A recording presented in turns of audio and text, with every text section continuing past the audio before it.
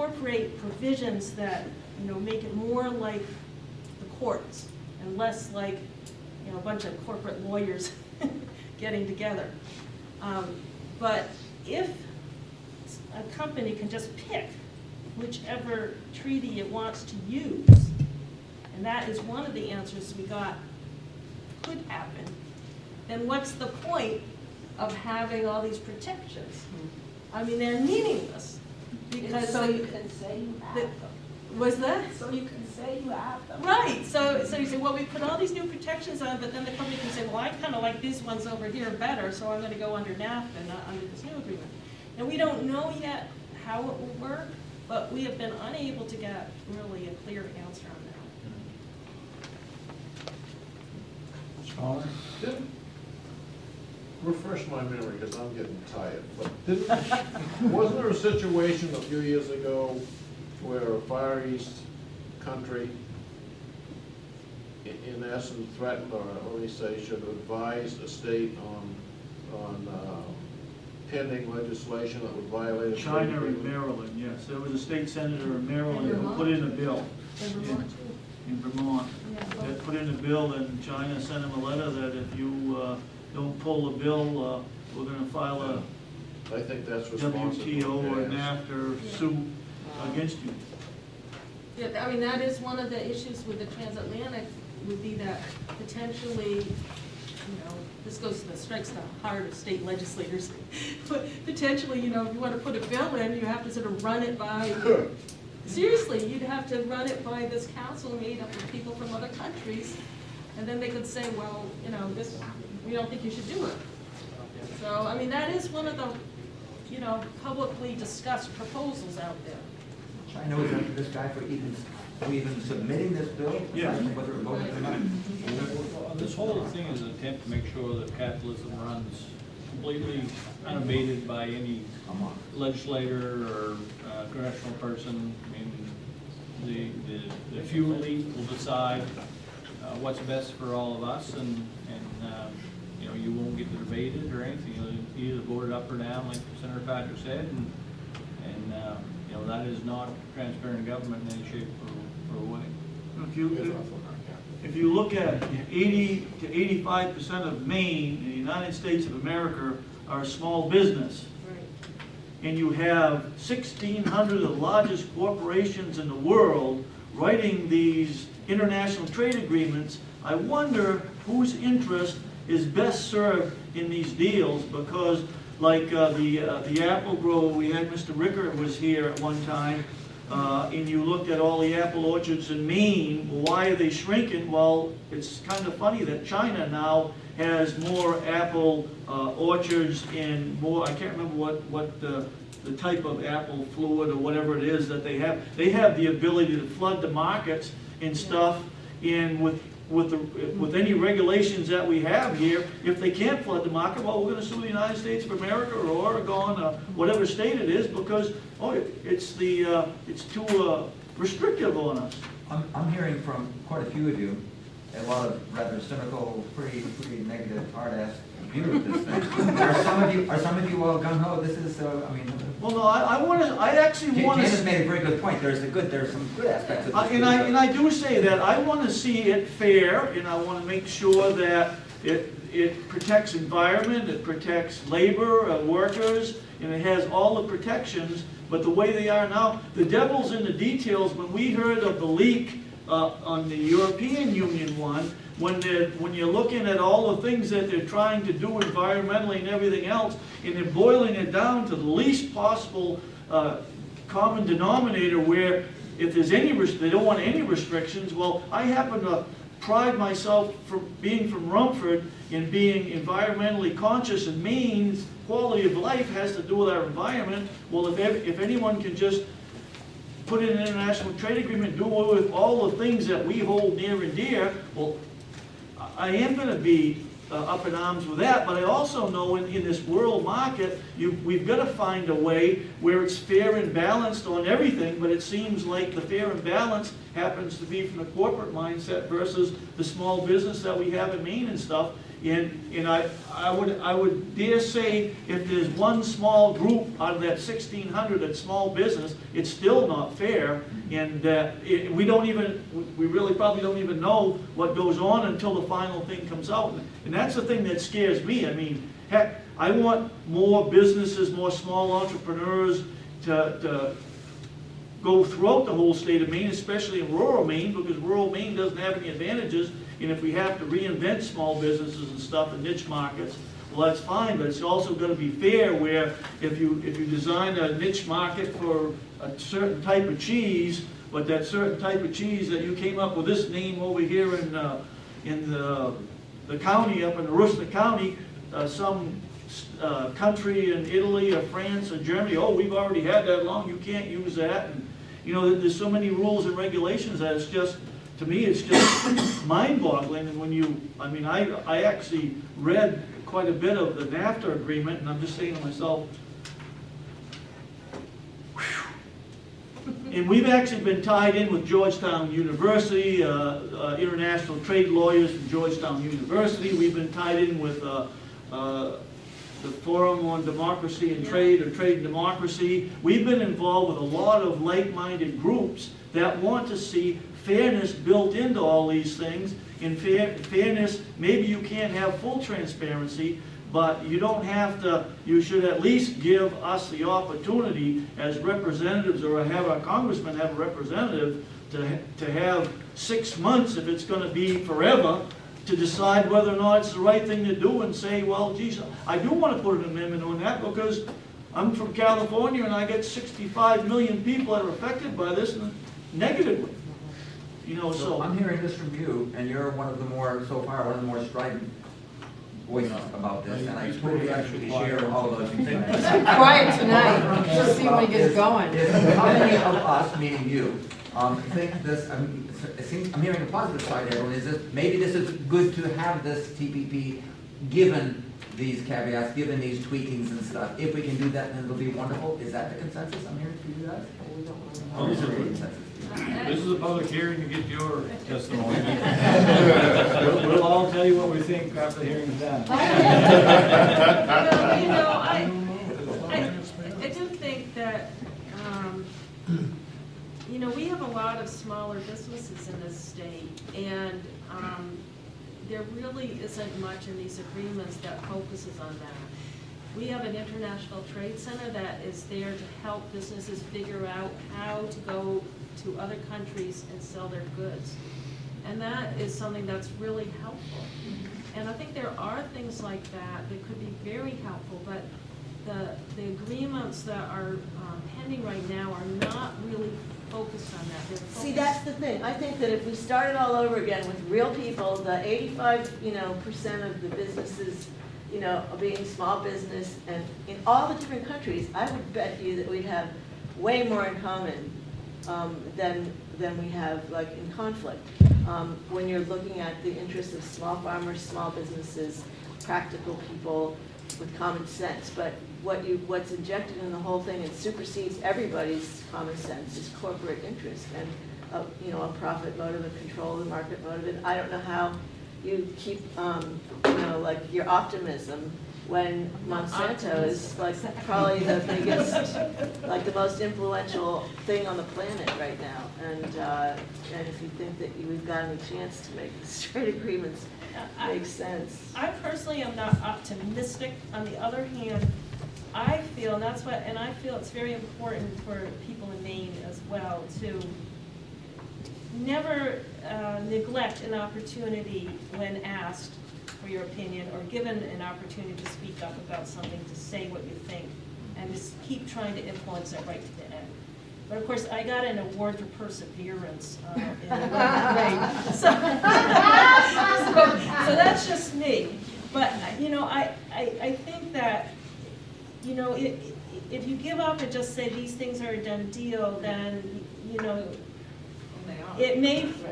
Well, they may or may not be. I mean, there have been agreements that have been turned down, and there have been things that have been amended, and they may not have completely fixed up the agreements, but one of the more recent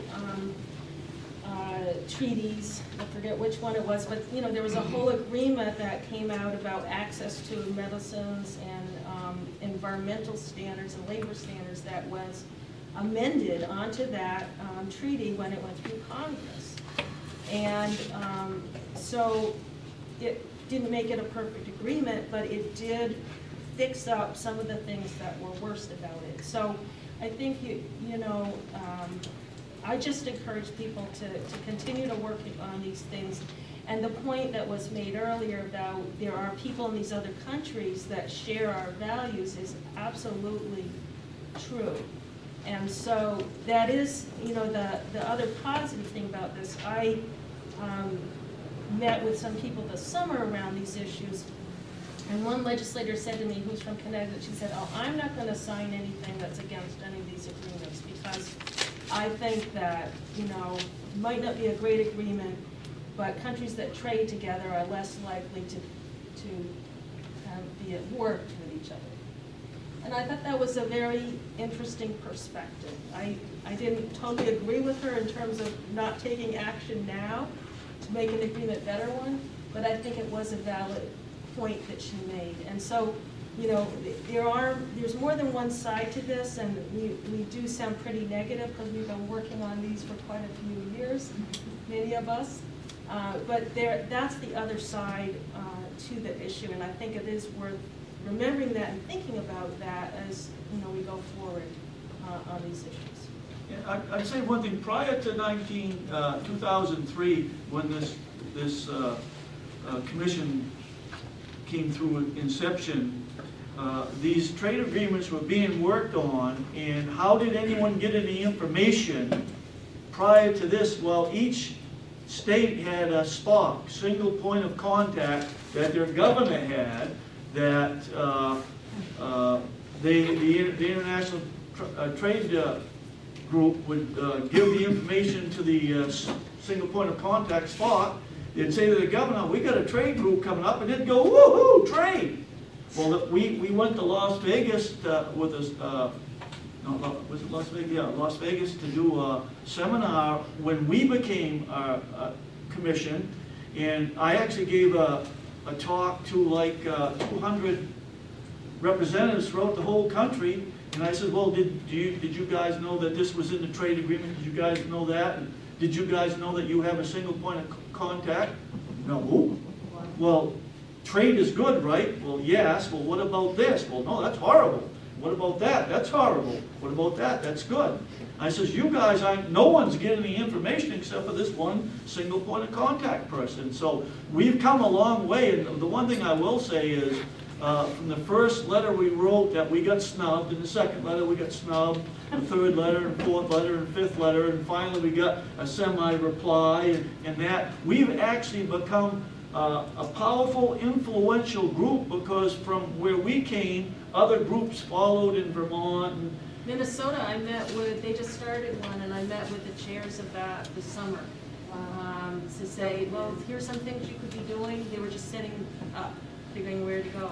And when we set up these public hearings to give good, bad, and indifferent testimony, we don't care what it is, we just want your feelings. And we have gone throughout the state, and we've had some that was good, and that's good to get that, because we want to find the parts that is good. If we find good parts, we can incorporate that into our letters and say, yes, this seems to be working well, we want to. So, we've come a long way, and a lot of it's based upon the feedback we get from the citizens of the state of Maine throughout the whole state. We've been through all the corners of the state, every areas, all the universities, Bangor, Presque Isle, Calais, Lewiston, Portland, South Paris. We've been all over and heard different groups give us the feedback, good, bad, and different.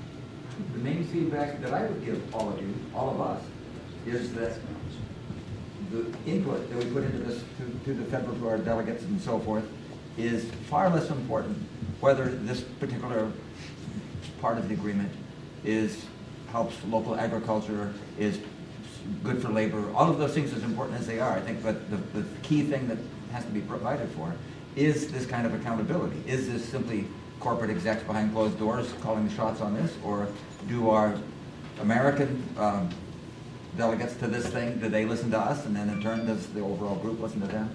That's gotta be built into this thing, and again, if we can pass that on, that's the main thing that's gonna make it, I think, make or break, is the overall, not the details of whether we get our particular thing protected or not.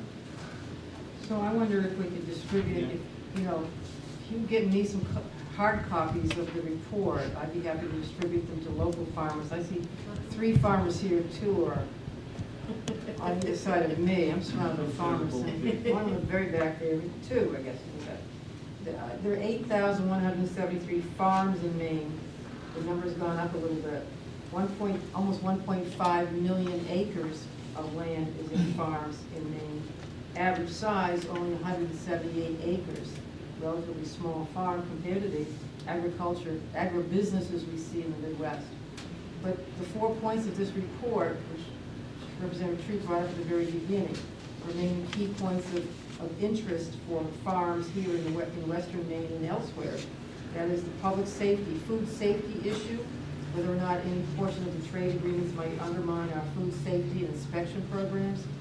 2, the public procurement issue, whether or not the trade policies or treaties would undermine our state public procurement policies to prefer local farm products. And 3, the dairy issues, which Representative Treat mentioned, and that's really important to this area. We have a lot of dairy farms. And whether or not the milk stabilization fund itself will be threatened, which in turn threatens the underpinnings of our dairy industry in Maine. And 4thly, geographical indicators. And along those lines, you might be interested to know that that affects the wine you drink. There are treaties. The World Trade Organization has determined that only certain wines, the names of certain wines will be respected in trade agreements. So if you want to grow grapes and bottled wine that you want to call Maine Bordeaux, you won't be able to do that, or Maine Merlot, or Maine Port, because those names are protected. And if you want to file a trademark application and have your wine be called Bonsol's, whatever, backyard brew, you may not be able to have that trademark respected in another country unless it's on a select list that the U.S. Trade Representative would have to give his imprimatur to. So these are serious issues. Have you got a recipe for me? I'm afraid I don't. Glenn Black? How does this affect the farm bill? I mean, a lot of the farmers, large and small, receive payments, conservation payments, so-called subsidies for all kinds of issues. So Anything that would be huge. Preferential treatment. Yeah, I mean, the good. thing to know there is every country has some kind of subsidy payments system, so to some degree, there's, I think, dickering between countries around that, but those are precisely the kinds of issues that are part of these agreements, because at least in theory, the idea is that all of those subsidies go away. That's the theory. I'm not saying that necessarily happens, but that's what they're negotiating about, is to try to get down to as low a level of subsidy as possible throughout all of the countries in these agreements. And so that could be a significant issue. Tree Sure. growth program. Oh, yeah, right. Yeah. So is there anyone that didn't get a chance to testify or ask questions that would like to? Steve. Running up on 8:30. Andy, come on. Last chance. Okay, well with that, I certainly would thank you, both from the Citizen Trade Policy Commission and the Joint Standing Committee on Agriculture, Conservation, and Forestry for attending tonight. We certainly appreciate it. We'll have our analysts wrapped up. Free-ranging discussion. Yeah, exactly. And Free-range eggs, this is free-range discussion. that'll be posted on our website too. But we really appreciate you coming out tonight, and thank you for your questions and your comments, and we really appreciate it. Thank you very much. Thank you for I want to say that just knowing of your existence is one of the more positive things. Who knew? Thanks for coming. Somewhere, I can't remember.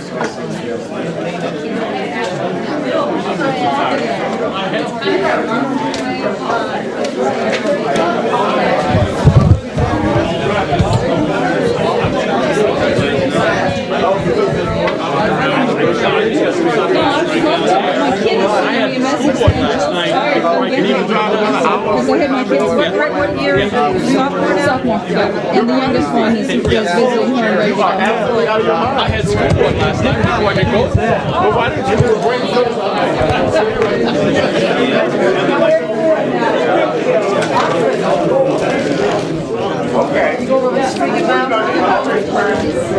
I guess it presumes they have read the report. I'm gonna ask, are you from local newspaper? I wondered if you were. Andy Parkinson, New Maine Times, I cover the State House. So were you writing it up? Already. No, because I was talking with Andy O'Brien for Free Press, and he says, any other press here? And I said, I think there is.